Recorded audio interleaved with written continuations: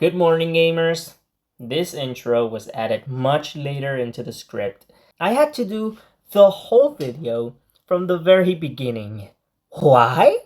Because once I finished the video, it was deleted by accident, meaning I had to do everything all over again. I had a whole week to crash out, and now I'm finally doing the whole thing again. Ain't that nice? It was a pain, but hopefully it was all worth it in the end. Please enjoy me talking about Final Fantasy IX.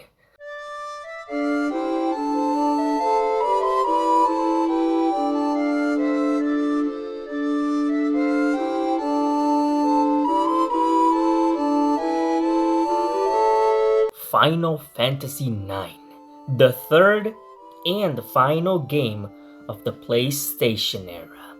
The one with Sun Wukong as the main character. The one that has the most impact for me personally. The one that I would consider the final classic Final Fantasy game. Final Fantasy VIII was a success. Not as huge as 7, but a success nonetheless. 7 and 8 were the games that brought the series on the map.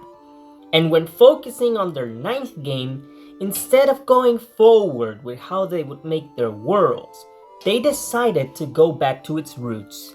A fantastical world with mages and knights, but with enough machinery to establish that they weren't fully going back.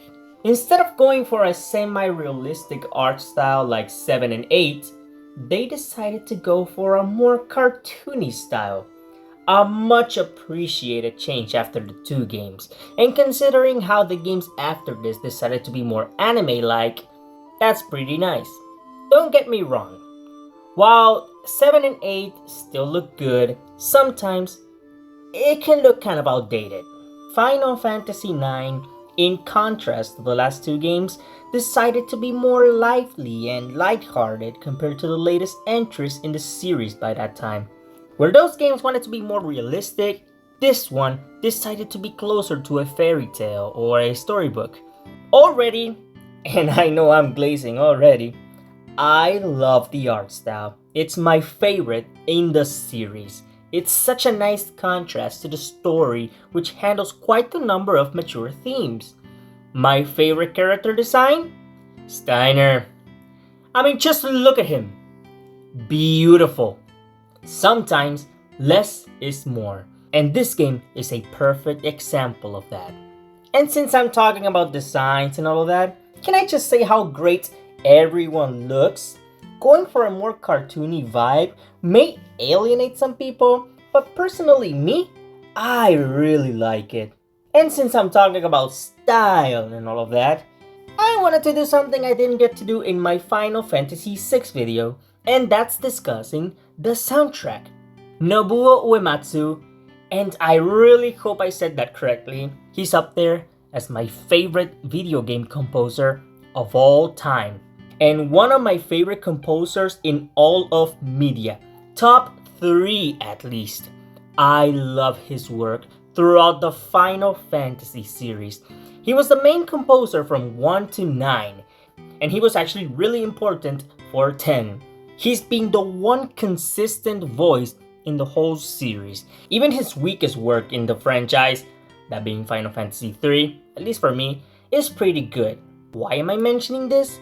It's because aside from this game having my favorite art style in the series, it also has my favorite soundtrack. The whole thing is great. Tracks like Terra, oh my god, Final Fantasy VI reference? Garnet's theme, and even the battle theme, which even that is a callback to other battle themes with the whole... It has this comfy feeling that goes really well with how the game looks, despite its mature themes. Uematsu is just a master in his craft. I could legit do a top 10 on my favorite tracks he's composed alone. He's just that good. Top 10? No, top 30! I adore listening to him talk in his interviews. Legit seems like a sweet guy. I would sell my soul for him. uh, Sorry about the glazing, seriously. I just love his work, okay? I should really get into that plot summary, right? Well, spoilers for a 25-year-old game as of 2025. There, you've been warned. And if you get spoiled, well, skill issue, honestly. Our story starts with a group of bandits called Tantalus about to kidnap the daughter of the Queen of Alexandria, Garnet. Holy shit, her name is super long, the 17th. Our bandits dress as the people of the play so they can make it easier to infiltrate and kidnap the princess. In that group, there's a couple of important characters like Blank. Remember Blank? I sure don't. None of them come close to the main character of our story, Sedan. Okay, I really gotta know this real quick. What do you guys call him? Is it Sedan or is it Sedan? I always struggle with that. Sometimes I actually call him Sedan, and sometimes I call him Sedan. I'm gonna call him Sedan for this one. I like Sedan. He's a pretty interesting character in the series. He's a rather unconventional main character for the franchise, where characters like Cloud or Tidus get these character arcs that have them change one way or another by the end of their stories, or have them go through some inner turmoil. Sedan doesn't change much, if at all. Sometimes that's all you need for a protagonist, but I'll get into it later on. Speaking of kidnapping, it seems like Garnet is all in on this. And holy crap, man, can I just say how great these pre-rendered cutscenes have aged? For a game that is 25 years old as of now, this aged better than most games in the series, if we're talking looks-wise, of course. Oh look! Garnet is wearing a white mage robe. Neat. The knight in shining armor is Steiner. He's being so annoying getting in the way of us kidnapping Garnet. He acts like that's his job or something. Could be me. However, circumstances change and Steiner, along with the bandits, has to escape through the forest after the ship is shut down. All of this started over a play, by the way. So already, we got 3 of our main characters, Sedan, Garnet, and Steiner. And I didn't mention them at all. Okay, let's see. Garnet, the game's summoner and white mage. Honestly, the best white mage in the series probably. From her design, her theme, and her attitude. She's a joy for me personally. She bounces off really well with most characters, especially with Sedan and Steiner. And I love her grow in the story. I also adore how her relationship with Sedan develops. And I really gotta mention how she leaves a strong first impression in the story. That's one of the strongest debuts for a character ever. Definitely one of my favorite characters in all of Final Fantasy. Steiner may seem like the comic relief character of the story, and to be fair, he kind of is. A big dude who is a big suck up for the queen. Kind of annoying in the first half of the story, but man, is his character growth good. Especially when he, of all people, gets with someone. I love his growth in the story and the way he finally does what's right, not as a knight, but as a man. And his design is really peak. Look at him. So sexy. Hey, someone else is missing. Ah yes, how could I forget about the heart and soul of the game, Vivi.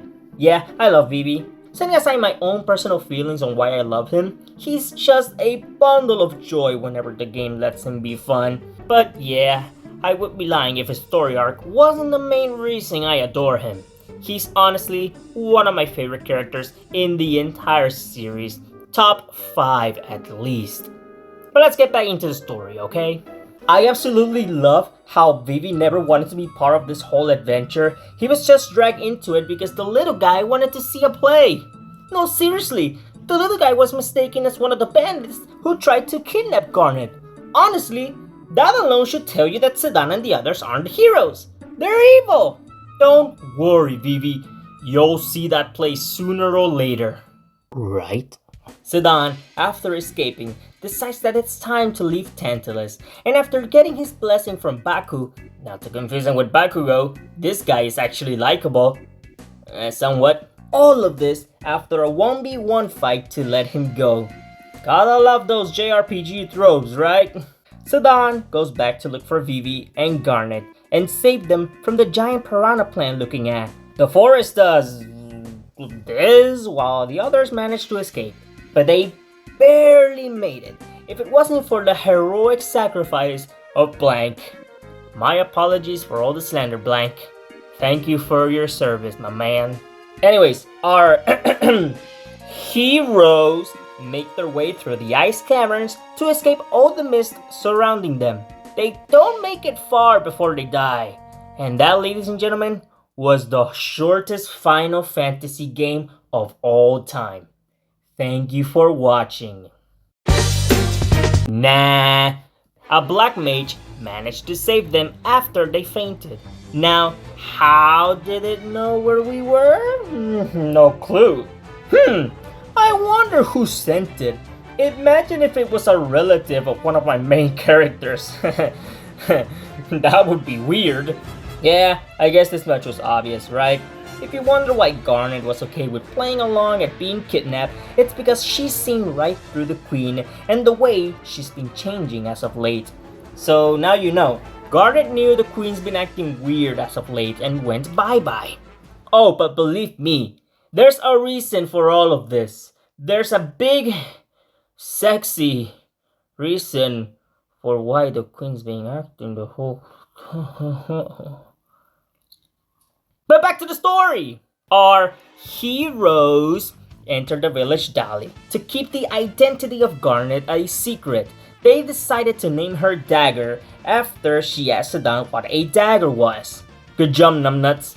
Steiner finds a cargo ship that will send Garnet, Dagger, back to Alexandria.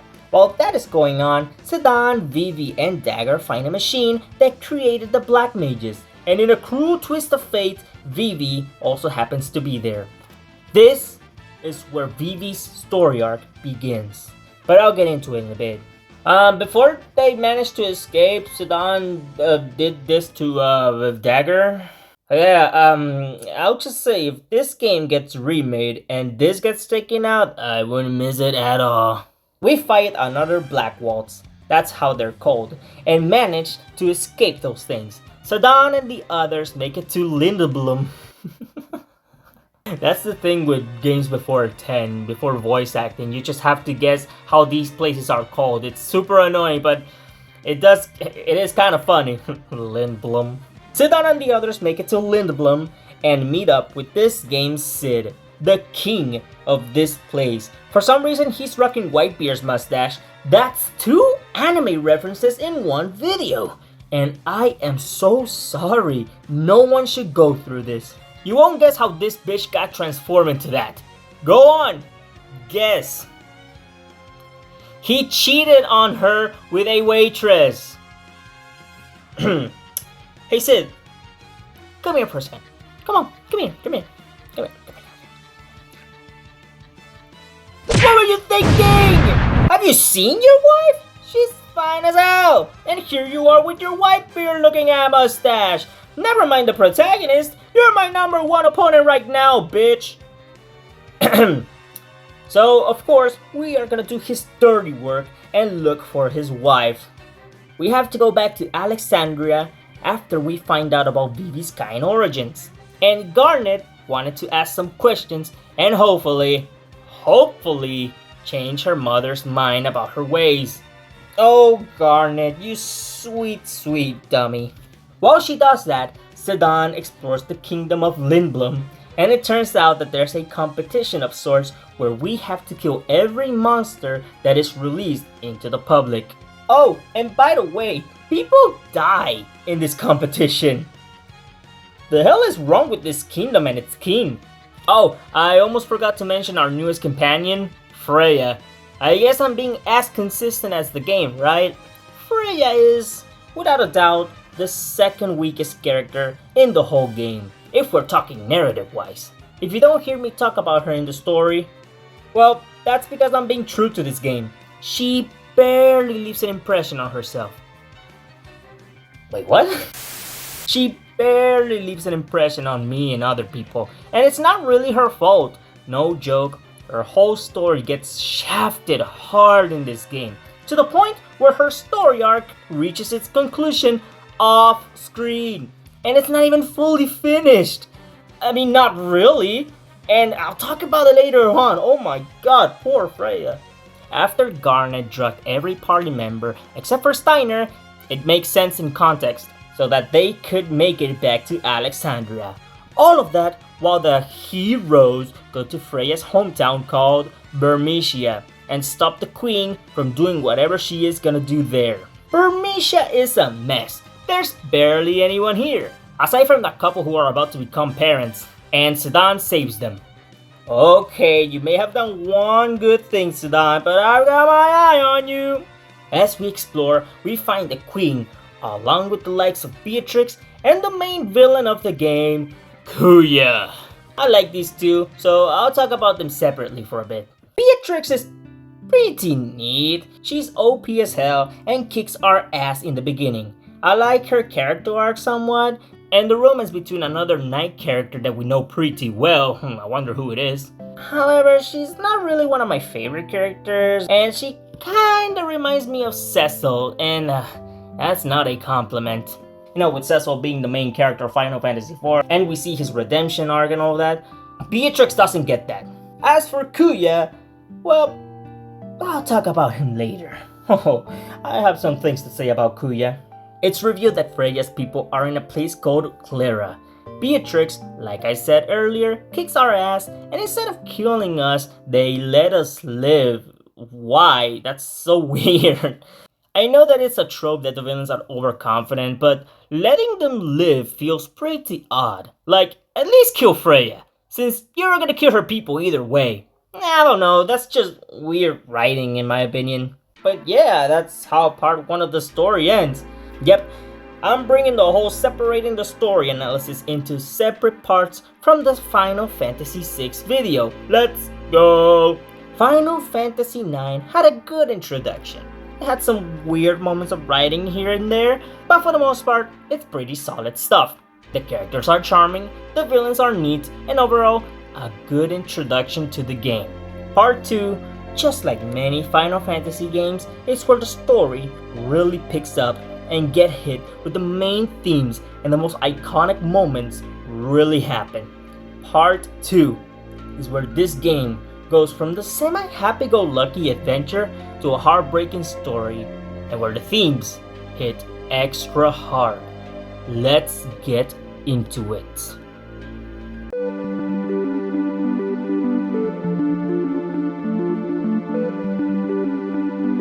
So now that our heroes have reached Clara, this place is protected by a giant sand tornado. Let me tell ya, this tornado ain't shit considering how easy we passed through. But hey, at least the tornado makes the entire city invisible. It would be a shame if the tornado suddenly disappeared and the villains knew where we were. Wouldn't that suck? Freya does some Irish dancing and it breaks a magical harp. And the tornado disappears. Oh my god, these are the dumbest people alive. You know what, Queen? Kill them, they deserve it. Meanwhile, as Garnet and Steiner go back to Alexandria, they end up reuniting with Marcus and head up to Treno. Garnet felt responsible for what happened to Blank, so they'll go look for a Super Soft and save Blank. Making a penis joke seems a little bit too easy, right? As they look for the Super Soft, we encounter Tot, a tutor of Garnet's. Thankfully, he isn't a pain in the ass and gives it to us. He also helps us make it to Alexandria. I love you, Todd. You're the best, baby. Unlike another broccoli-ass hair guy. Garnet, Steiner, and Marcus make it back to Alexandria and instantly get captured. Oh my god, please tell me this isn't a Final Fantasy IV situation where we can't catch a single break. While Steiner and Marcus try to escape, Garnet gets her summoning abilities extracted from her so they could give it to the Queen. Assholes. That's when she summons Odin and it destroys Clara and our heroes dying. Yeah, of course they're alive. They managed to escape thanks to a teleporter that got them out. That was really convenient. We make it to an airship and are doing pretty well, all things considered. Beatrix is starting to suspect that the queen might not be a good person. Gee, I wonder why. The queen reveals that she'll have Garnet executed, to which Beatrix is starting to regret her life choices. Luckily, we can teleport from the airship to Alexandria and save Garnet from death. Oh, oops, too soon. Beatrix, after seeing Garnet's condition and realizing that the queen was indeed planning to kill her, has a change of heart, helping everybody on their journey to the best of her abilities. During our escape, we end up in the nearby Pinnacle Rocks and meet up with Ramu. Depending on what you do, you actually get to equip Ramu and summon him. Epic! If you don't, well, you get him much later in the game. Oh well. The queen, of course, manages to destroy Lindblom by summoning Atomos as Sedan and Garnet watch in despair, as they have failed. Oh yeah, this is definitely a Final Fantasy IV situation. We just can't catch a single break. Sid tells us to go out of continent to find the original source of the monsters and the mist. And on our journey, we meet up with Kina. So, Kina, I guess they're alright, right? For some reason, I always imagined them with Majin Buu's voice. Who wants to play with you? They're not that important to the story aside from getting married to Vivi, which is a very crucial part of the story, let me tell you. Just trust me on this one, okay? Still better than a certain monk in this game. They're the comic relief character, more so than with Steiner. So if that was their purpose, then fine. We'll need the laughs for this adventure. And what a coincidence! They managed to find the entrance to the temple by complete accident.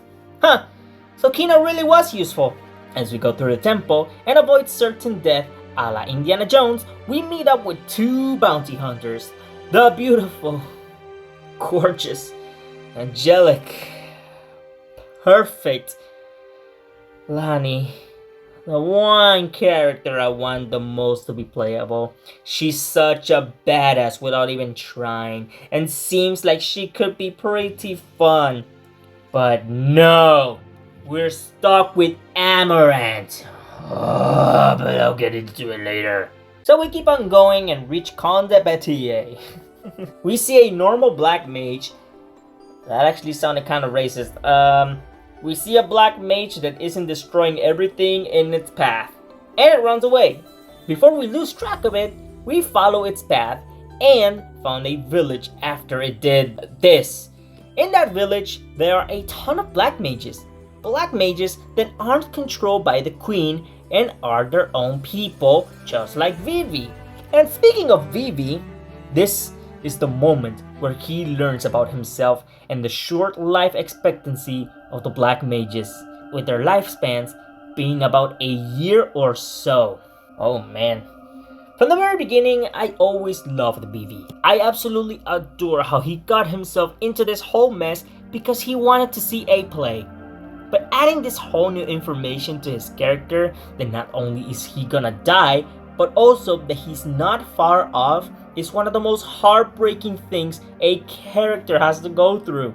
Imagine being Vivi for a second. You just discovered that you were meant to be a weapon of mass destruction. Not only that, but that your lifespan will be cut short once you're proven to not be useful to the people that are using you. Like, that shit's heartbreaking. And Vivi, having all this information thrown at him, expecting him to just go on with his life like this isn't the biggest information ever, it's just so sad.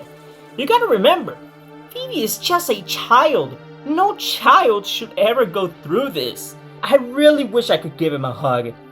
And so, his story of existential dread really starts. Sedan and the others go to the sanctuary to find Kuya and take him down. But before they could do that, Sedan and Garnet have to basically marry each other. which obviously Sedan is more than happy to do so. And remember when I mentioned that Kina and Vivi have to marry each other? Well, that's because if they want to go with the other two, then they also have to marry. I'm sorry, but that's funny as shit. As they explore, they reach another one of the main characters, Eiko. I like Eiko. She may seem like a brat, but believe me, she ends up being more important to the story than she leads on. One of my favorite playable characters in the game for sure. And she can also summon the big boys. I wonder. As Eiko takes us to her home, Garnet starts to find out more about her past. How the queen is not her biological mother, and yeah, in case you couldn't tell, and that she's the daughter of a summoner who used to live here. It's revealed that Dagger lost her parents and also her people due to a storm. Sedan and the others go to the Ifa tree. Yep, a tree in the middle of nowhere. Turns out the tree is the real source of the mist. Alright, we're making progress here. We go there and fight a couple of monsters. And it turns out that there's a monster inside of the tree. Yep, Kuya wasn't the one who made the mist appear. Huh, I guess Kuya's a good guy? So we defeat it, and thankfully, black mages won't be used as weapons of mass destruction. We go back to Eiko's place and find the gorgeous Lani. But before anything can happen... Amaranth. Rant incoming, guys. Oh my god, I can't stand Amaranth. He's one of the most boring characters I have ever seen in a Final Fantasy game. Bottom of the barrel trash. Every single character has an actual purpose to the story. But Amaranth? He's a big old nothing. He's supposed to be Sedan's rival. Instead, he's just there. No character arc or anything. And if he has one, then I straight up forgot. And can you really blame me for forgetting about fucking Amaranth? Turns out, he has some bad blood with Sedan. But honestly, you can pay me 2 rats' ass to care. If Sedan doesn't, then why should I? Sadly, that idiot Amaranth worked as a distraction, and when we reach the Ifa tree, we're too late. The queen summons Bahamut and tries to kill Kuya. Wow, Kuya really is a good guy. Suddenly, Kuya summoned a big boy with an eye and brainwashed the Bahamut to do his dirty work and pretty much destroys the queen. Oh yeah, that bitch is dead. Oh, and if you're wondering who this guy is, he's really important for later on in the story, so I won't focus on him. With her dying breath, she tells Garnet that she is truly free. Finally. And dies in Garnet's arms.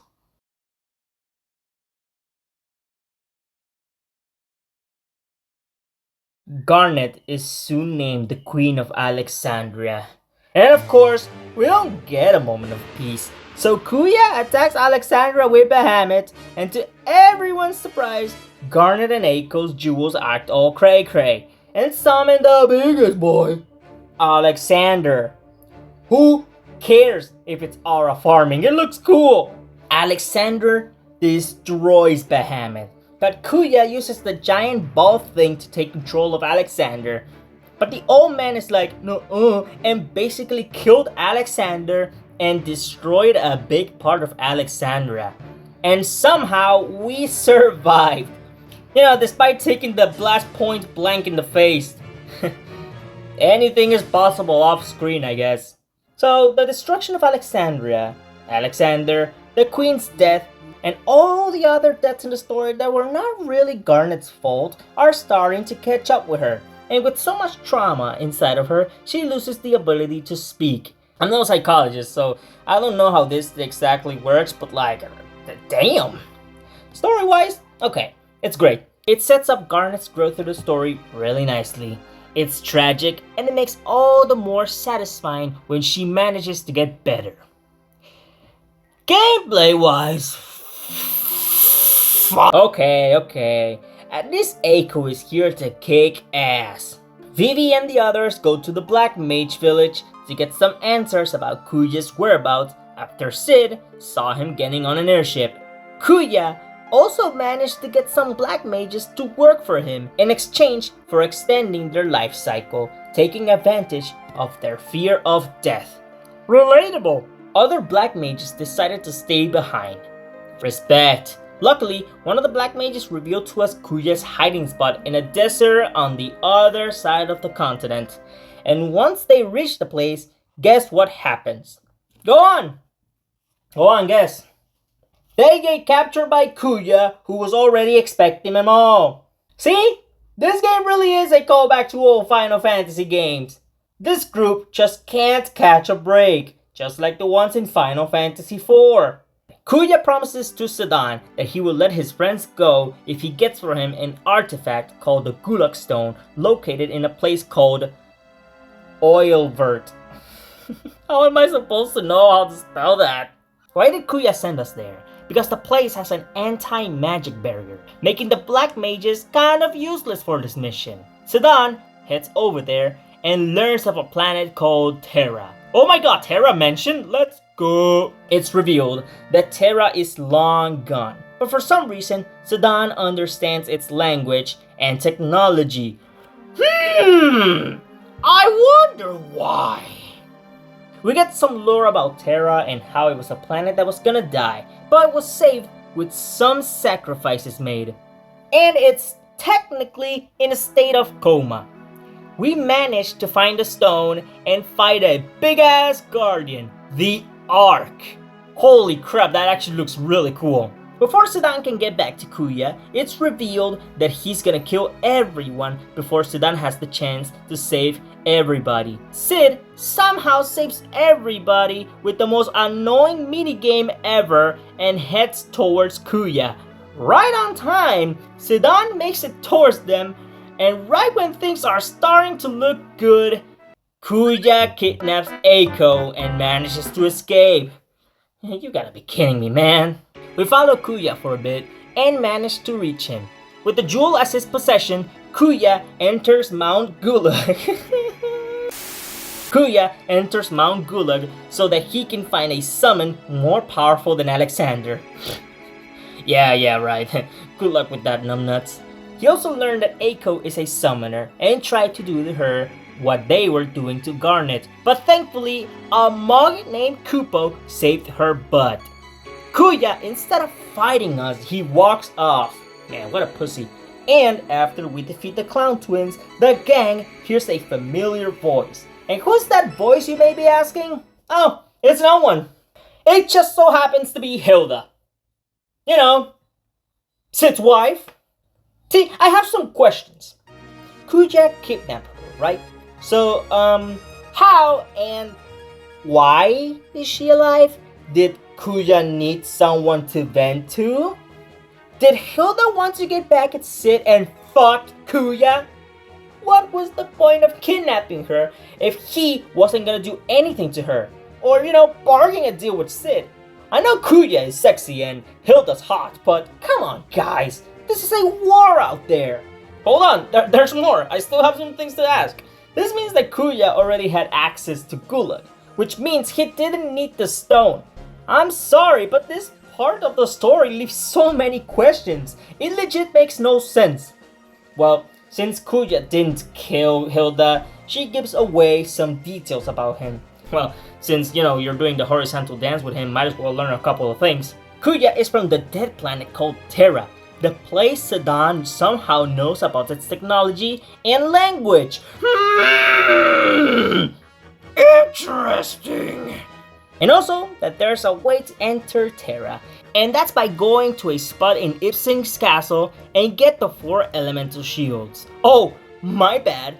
I didn't know we were in Avatar: The Last Airbender. The gang separates into 4 groups and gets the mirrors, and eventually able to reach Terra, ending what I consider to be Part 2, frickers. Part 2 had its fair share of flaws, right?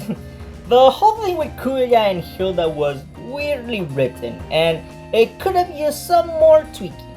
But with a lot of great character moments and a lot of lore drop, Part 2 is a pretty neat act to the story.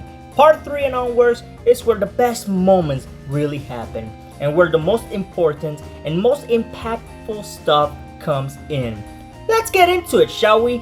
Let's go to the third part of the story.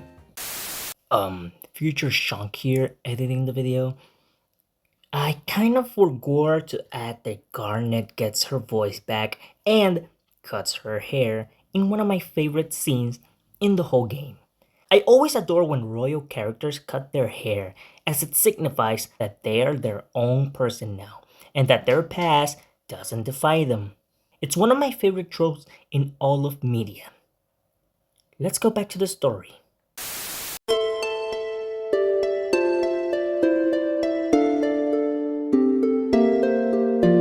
Okay, we're here. We reached Terra. And you know something's up. Every inhabitant in Terra looks like Sedan for some reason. I wonder why. And here, we get a couple of big reveals. Garland, the guy that was controlling the big eye, he reveals that there was an attempt to fuse Terra and Gaia to save the planet. And from the looks of it, I think you may have an idea of what happened. Instead, Garland decided to create the Ifitry so he could stop the souls of Gaia from returning back to the planet, and so he could replace the souls of the dead with Terrans. And also, we get the name of Sedan's species, the Genomes. Basically, they were created to become the vessels of the Terrans, and also creating the perfect specimen, Kuya. But with Kuya going rogue, Garland then created Sedan so he could replace Kuya as the Angel of Death.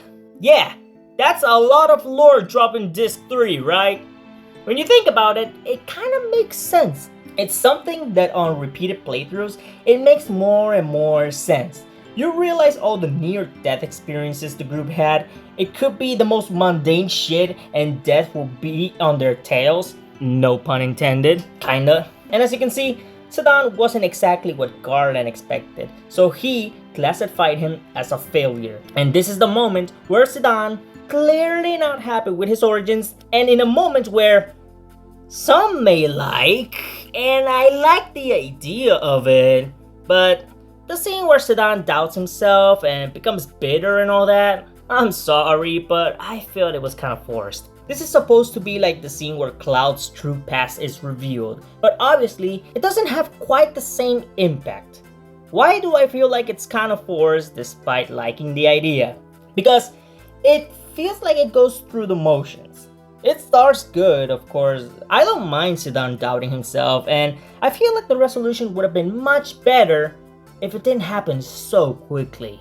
No kidding, all the self-doubt, self-loathe, and getting better at the end happens in less than 10 minutes. I don't know, Square, if you want us to feel for Sedan, why not just let us have this moment? The gang fights Garland and kicks his ass.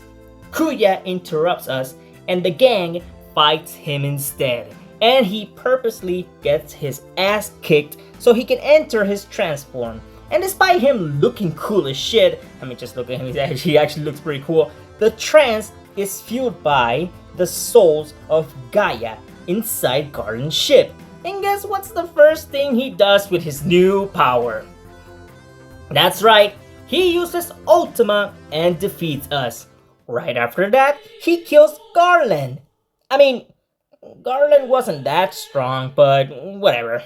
But in spirit, Garland tells Kuya that he is a prototype, built with a very limited lifespan, in a way to mirror the black mages he used to mock and torture for his gain. He is essentially destined to suffer the same fate as them. Kuya, desperate and broken, decides that he isn't gonna die alone, and that he'll take Terra with him. A teensy bit overdramatic, don't you think? And in a rage, Kuya destroys Terra. But thankfully, our heroes managed to escape before they were caught in the fire. But it's not all good. The planet is filled with mist once again, and Kuya survived the destruction of Terra.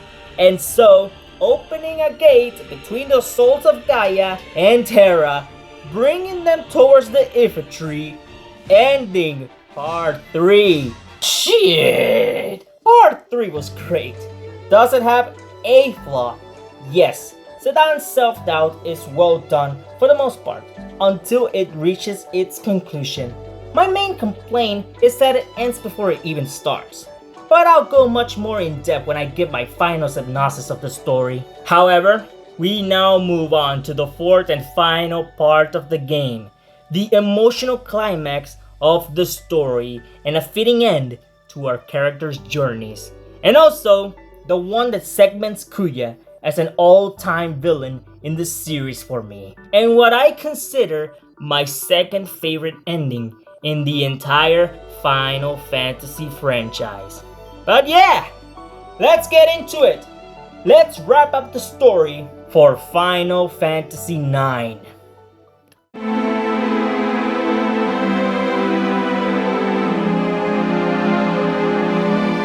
Kuya's overdramatic ass heads to Memoria where the crystal is, all to destroy it. For you see, the crystal is the source of all life on the planet, and without that crystal, the universe goes bye-bye. With the superpower of teamwork, our heroes enter Memoria where they get a whole lot of lore about Gaia and Terra and some of the characters. In here, we get the origins of Gaia, and also the fall of Terra's civilizations. It's a whole lot of lore to drop at the final disc. As we walk around, we find Kuya and face him for the final battle. And when it looks like we're about to defeat him, he throws another ultimate spell. Pussy! Sedan and the others wake up in heaven and fight off against the god of death, Necron. Okay, listen, I completely understand what they wanted to go with here. The main themes of the game is about death and the inevitability of it. But honestly, Necron feels like the game is going, do you get it? Do you get it? The themes of our game is about mortality. Do you get it? I make it seem like I hate it, but I don't. But I feel like the game could have toned it down a little bit here. But yeah, it's now or never, freakers. We fight Necron. Everything the game's been building up to is for this. The music is unsettling, but oh so good. It ain't One Winged Angel or even a Dancing Mad, but it certainly is better than the Extreme. Take that for what you will. But with enough determination and the indomitable monkey spirit, we defeat Necron, yeah! After the gang defeats Necron, the crystals are saved and Gaia is spared from death. But the infantry is going sicko mode now that it doesn't really have a purpose. However, before everyone can get out of here, Sedan hears the words of Kuya saying his goodbyes before he dies. Sedan saying goodbye to everybody he grew attached to, goes back and tries to save Kuya. And Sedan does his damnedest to save him. Literally the first time he acts like a monkey in the whole game, dodging everything in his path. Look at him go! What a freaking badass! However, by the time Sedan reaches Kuya, he is on his way out. And what I consider one of the most cathartic moments in the game. Finally, I get to talk about Kuya and my feelings on him, like I mentioned all the way back in part 1. While Kuya isn't a Sephiroth or a Kefka, he's still one of my favorite villains in all of Final Fantasy. If anything, it's because he's an over-the-top guy who thinks he's better than everyone, thinking he's above people who have a limited lifespan, only for him to share the exact same fate as them, and basically going absolutely mad, and showing for the first time in his life that he, just like a lot of people he's tormented, is afraid of death. What's next? What'll happen to him? And although not to the same extent, it's something I can sorta relate to. I mean, obviously not to the same extent as Kuya. There's no way I can destroy a whole planet by having a temper tantrum, but how he reacts to the news and what he feels later is just so tragic. Not to get personal or anything, but I've also felt this fear of death from time to time. It's something that's on the back of my head, and I try not to focus on it too much, but it's there, somewhere. And seeing someone go through that, especially the villain, which I'm supposed to hate, just made me feel things inside. It kinda made me feel seen in a way. In a way, obviously, because I'm not one to destroy a whole planet because of my existential dread. Yet, moments like these are the reason why I consider Kuya to be one of my favorite villains in all of Final Fantasy. His conclusion is both poetic justice, but also a tragic irony. Of all characters I could have seen myself as, it had to be this theater kid. Oh my god, just kill me. So yeah, in his final moments, Kuya and Sedan talk for a bit, atoning for his sins.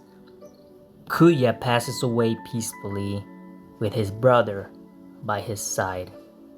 Sedan stays with Kuya's dead body, also ending his story right then and there. Goodbye, Sedan. Goodbye, old friend. 1 year passes and everybody lives their lives. Steiner and Beatrix start a relationship. Yeah, I forgot to mention this, but Steiner and Beatrix have a side plot where Baku sends Eiko's love letter to Sedan and it falls, only for Beatrix to read it thinking it's from Steiner, and then Steiner reading it thinking it's from Beatrix, and then both of them falling in love. Yes, it's kind of ridiculous, but also pretty wholesome all things considered, and I'm happy for Steiner because I really like him. Eiko is adopted by Sid and Hilda. Hilda is better than me because I would have forgiven that asshat. But it's a nice ending for Eiko, I will say. Kina becomes head chef of Alexandria and fulfills their one true dream. Hell yeah, Kina, you're the best. Amaranth and my beautiful wife, Lonnie, become best buddies. Why did it have to be Amaranth? It should have been me, damn it! Freya and his boyfriend, which I told you it wasn't important at all, solve their problems without him actually fully remembering her. Well shit, that's just tragically funny. However, the one narrating all their lives is none other than Vivi, those being his final words right as he dies. And I'm not gonna lie here, I kinda wanted to die after realizing that. But it's not all bad. He died happy, wishing everybody a good life, and having tons of children. Oh, how and with whom? Don't know, but it would be really fun if it was Kina who gave birth. Or if you know, Vivi laid an egg and then little Vivis came out of that egg. Like, yeah, this is why I'm gonna die alone. And to end all of this, Garnet, now the Queen of Alexandria, isn't having the best birthday. For you see, she's sad because Sedan never made it out of the tree, thinking he passed away next to Kuya. At least we get to see the play on her birthday. It's pretty neat all things considered. But in a twist of fate, Sedan is revealed to be alive as he played the main character a little too good. Wow, what an asshole. Garnet, without a care in the world, runs down and jumps into Sedan's arms, the two of them embracing as the kingdom celebrates that the two lovers are reunited once again. And as the credits roll, we get one of the best credit songs in all of gaming, Melodies of Life. I love this song so much, and the way the theme of Final Fantasy starts playing right after the song ends is just chef's kiss, no notes. And thus, we end the story of Final Fantasy IX. The storybook is done. So yeah, this took a while to do. Final Fantasy IX's story has some issues like I mentioned. It's not a perfect story. I feel like we could have had more of Kuja's descent into madness and see how it affects everything and everyone, not just Terra. And the moment with Sedan doubting himself is great on paper, And I like the scene itself, I just wish the resolution didn't happen so soon. To give an example, imagine you're doing Cloud's backstory, and you're seeing how everything comes together, and it ends right when Cloud is about to confront Sephiroth. It would feel forced and too soon, right? Well, that's the best example I can give. It could have been done much better. Obviously, some things could have been handled much better, but when your story has such great characters and their stories are that engaging, then there's not much I can really hate on. Final Fantasy IX, despite its flaws, has a great story. Pretty simple thing to consider, but what makes the story so loved to me and a lot of folks is the characters. That's something that Final Fantasy IX does so well. Almost every character is just so lovable. Notice how I said almost every character. And I'm also not a huge fan of the final boss fight, Necron. Look, I get that the theme of the game is about death and the inevitability. but oh my god, is the final boss fight forced? It legit felt like the game was forcing itself to incorporate a god for you to fight when Kuya was more than enough. It's, like I just said, forced. And of course, my biggest issue, what were Hilda and Kuya doing all this time in that room? And why do I want to be there? You what? However, sometimes all you need are great characters. Zidane, like I mentioned, is the complete opposite of what you expect out of a main character in a Final Fantasy game. He starts and ends the same. Kind of. I like his development with Garnet and Steiner. His dynamic with Kuya in his final moments is great. And even though his self-doubt was resolved kind of abruptly, I like the setup and the scene itself. Garnet is another great character in the story. She's the one character, aside from Vivi, who I actually feel sorry for. The girl just keeps going from one traumatic moment to the next. But despite all that, she manages to persevere and become the woman she is today. Wonderful stuff. I also kind of grow protective of Garnet as of late, and you hurt her and I'll fucking kill you. I also like how, although we don't know when exactly it happened, we see how Zidane and Garnet fell in love with one another. A really nice romance where the two of them grow as individuals. I especially love how Zidane doesn't know how to handle his feelings, like, hell yeah brother, he's just like me for real. Vivi and his story arc about accepting his mortality and finding meaning in his life is one of the strongest aspects of the story, and there's a reason why people consider Vivi the best character in the game. Yours truly as well. Taking this very personal journey and struggle and showing it from the perspective of a kid is both so cruel yet so great. I just wish he was real so I can give him the biggest hug ever, man. Steiner blindly followed the Queen's orders all his life, only for him to snap out of it and become an even better man and guardian because of it. And also him finding love is legit a great character moment for him. And when he and Zidane grow to respect each other, oh man, great character growth. All I'm gonna say is that Beatrix is one lucky woman. Eiko getting adopted by Sid and Hilda is really nice. Not much to say aside from that. I do like how the love triangle is not even a triangle. Her crush on Zidane is legit fun and a great way to butt heads with Garnet. This easily could have been the worst part of the story, but it somehow wasn't. I really gotta give them props. The only two characters that could be removed from the game and nothing changes is none other than Freya and Amaranth, sadly. Okay, not really Freya, since she does the Irish dancing and kills everyone.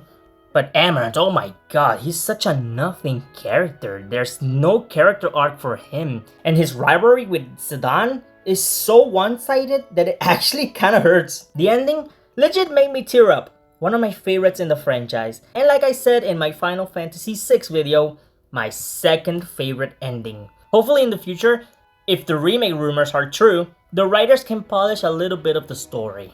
And especially some of the characters' story arcs, like Beatrix and Freya. Hopefully, make Lena playable too, and also give Amaranth an actual character, oh my god!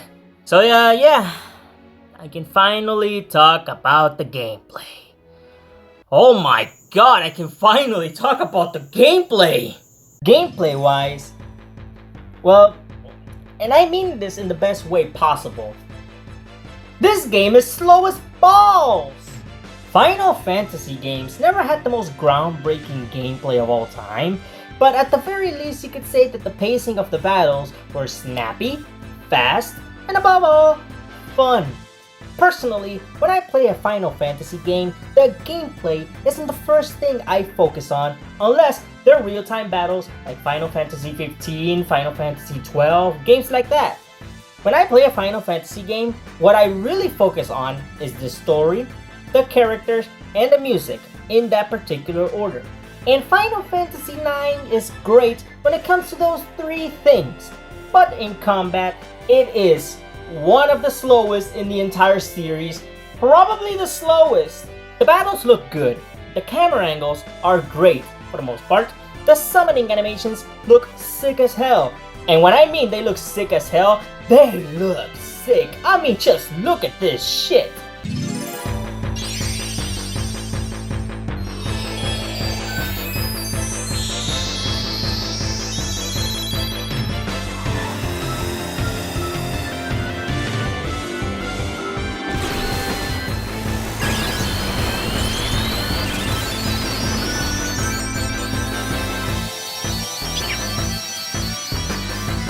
But the battles themselves, just take a look at this, man.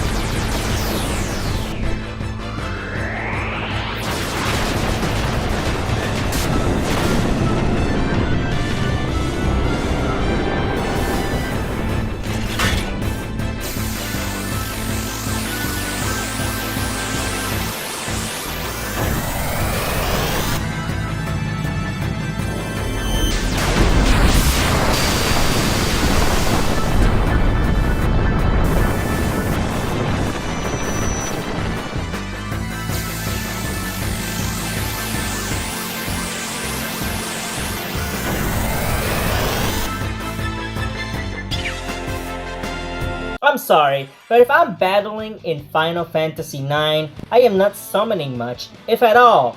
Not because they look bad, because they're just so freaking slow! And considering how important the gameplay is for this game, it kind of stings. Thank God for the re-releases that fix the pacing issues with the game by adding the option to speed up the process. If you ever play Final Fantasy IX, do it that way. This game also brings forward the ability system, where you can equip a certain ability for your characters. It can be good when you're fighting a specific enemy. It's really convenient and can make your life much easier. Somewhat. Because some of the abilities give you healing potions, and it's from our inventory. Guys, stop wasting your potions. If anything, it makes already slow battles even slower. If I'm about to die, then I'll just use the God mode and get healed automatically. Although to be fair, the game isn't that hard. The main issue with the game, like I mentioned, are the battles. Usually in Final Fantasy games, say 4 or 6. Some battles last less than a minute. In this game, the shortest battle can take up to 3 to 5 minutes. If you ever play Final Fantasy IX, I recommend you play it on modern hardware, which gives you the option to skip battles or make them go much faster. The boosters include God Mode, which you basically become invincible, and the option to speed up the process. And you can do full damage. Say you're doing a normal attack and boom, 900, and then boom, 99999. Look, I may get annoyed by enemies, but I'm not that desperate. This game brings back trance mode from Final Fantasy VI. You see that little bar? In games like 7 and 8, they're used as limit breakers, basically doing a special attack that does a lot of damage. In this game, once the bar goes up, the characters will have a transformation. They look cool, but I don't always want to use them, you know? Yep, once that bar is completed, the characters will enter their transform automatically. That is super annoying. So here's the thing. There's a high chance that you'll be able to transform into your transform against an enemy that is pretty much pathetic. Meaning that if you're fighting a boss, you won't be able to transform against them and do those big numbers that you love to do. It's really annoying. And since I'm talking about boss fights, can I just say how annoying fighting the secret boss Ozma is? I never liked this thing, and I'm grateful it's an optional boss fight, because if it wasn't, and I had to fight it in a boss rush or something, I'd actually wish for death to do its part on me. This jawbreaker looking at is the bane of my existence, the Anon Crag looking at. I will say, I do feel like a badass once I actually do defeat it. Also new to this game is the card game, also known as Tetramaster. Future Shunk here, editing the video again. I kind of forgot that Tetramaster, it didn't debut in this game. It actually debuted in the last game, Final Fantasy VIII. And sorry that I forgot. I'm sorry, Final Fantasy VIII fans. I'm sorry for not liking Final Fantasy VIII that much. But okay, yeah, let's go back to the video. At first, I hated it. Now, well, I don't really hate it, but I don't like it either. Most of the time, I win by complete accident. For the most part, I have no idea what I'm doing. This was brought back in Final Fantasy XIV, and I heard that it's pretty good there. But that is a huge ass game that I don't think I'll ever be able to get into. It's just that I'm not featuring MMO, guys. I'm sorry. It's already hard doing a Final Fantasy IX video. If it's hard doing a Final Fantasy IX video, imagine if I do a Final Fantasy XIV video. Give me 30 years. Final Fantasy IX is a huge world. One of the biggest in the series. That was until I played Final Fantasy 15 and 16 and all that. But it's big, and that goes for more than just its kingdom and villages. Even some NPCs bring their own flavor pieces of dialogue. And speaking of dialogue, the game also brings forward the active time events. Basically, extra scenes for the characters. Great for when you want to build and get to know these characters a bit more. I really like these extra scenes. It adds more to these wonderful characters. My main issue is that sometimes it can kind of mess with the pacing from time to time. And also, oh my god, you can actually skip Amaranth. You can actually skip Amaranth's backstory. That is so sad. Amaranth is such a nothing character. That's the thing with Final Fantasy games. I don't talk much about the gameplay, because for me, that's not what matters. The story and the characters is the most important part in my opinion. And although Final Fantasy IX has its fair share of problems, and it isn't as focused as, say, Final Fantasy VII, it is significantly better than 8. I felt like that was important to mention for some reason. Oh, and before I even finish talking about the gameplay, oh my god, is getting Excalibur one of the hardest things you can do in this game. The fact that to get Excalibur 2, you must reach the final dungeon and defeat Lich with a total playtime of under 12 hours. Who thought that was a good idea? But hey, at the very least, it's a really powerful weapon. Seriously, I hope that whoever came up with that idea got his ass kicked. But hey, at the very least, Excalibur 2 is the strongest weapon in the game, and it can do some great damage. But still, under 12 hours, oh my god, bruh. So yeah, that was Final Fantasy IX. I really like this game despite its flaws. I love revisiting this game. Its characters, the heroes, villains. I love its soundtrack like I mentioned. One of, if not Nobuo Uematsu's best works. The art style, everything about it. It just has this sense of wonder that no other Final Fantasy game has. It's like a storybook come to life. This game is everything I love about this series. Fantastical and goofy. Fun, but dark. Funny, yet tragic. A perfect blend. The characters are wonderful. The story is great despite its flaws. But when it does something great, it's easily the best thing of any Final Fantasy game. And despite having the slowest battle system of all time, oh my god, and me not really caring that much about some minigames like the card game, I still really like this game. I give it a 9 out of 10. Get it? Because it's Final Fantasy IX? Oh, brother, this guy stinks! Final Fantasy IX, it's still a great time, filled with good times despite its flaws. Truly a wonderful game, 25 years later. I enjoyed my time with the game a lot, and if you play it in the future, I sincerely hope you also have a wonderful time with it. Thank you for watching. Really. I'm Sean Tehonk, and it has been a pleasure to talk about Final Fantasy again. Sayonara, freakers. I really need a nap, dude.